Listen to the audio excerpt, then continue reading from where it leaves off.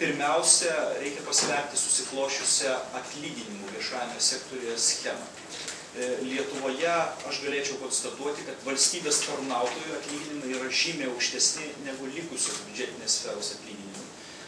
Turėčiau omeny, sakykime, kultūros darbuotojus, bibliotekininkus, socialinius darbuotojus, dar masę kitų darbuotojų. Ir šitą disproporciją mes neišvengiamai turime taisyti, nes tai yra paprasčiausiai socialiai neteisinga. Manau, kad mes taip pat apsispręsime vienokiu ar kitokiu būdu įšaldyti valstybės tarnautojų, tai yra tų biurokratų aukščiausiai apmokamų.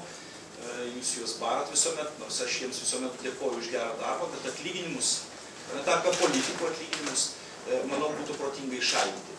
Tačiau kita vertus palikti tą disproporciją, turint omenyje, kad daug biudžetinės sferos darbuotojų gauna labai mažus atlyginimus, turėdami labai gerą išsilavinimą, aukštą išsilavinimą, tai tos situacijos mes palikti negalėtume.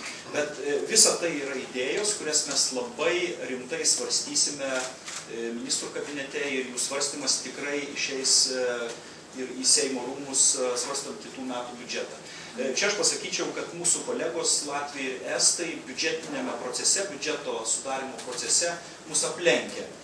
Taip yra surašyti jų šalių įstatymai.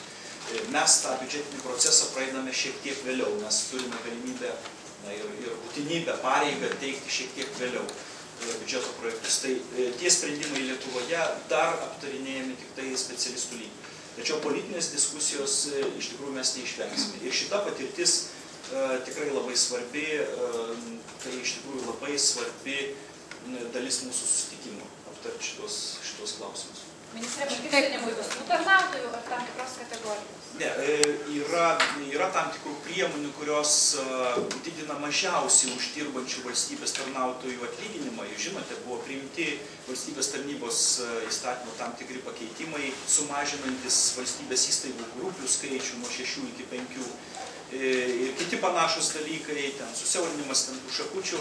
Tai mes tikrai negalėtume palikti už borto mažiausiai uždirbančių valstybės tarnautojų, tačiau daug uždirbantis tikrai kitais metais turėtų gauti ne daugiau negu šį.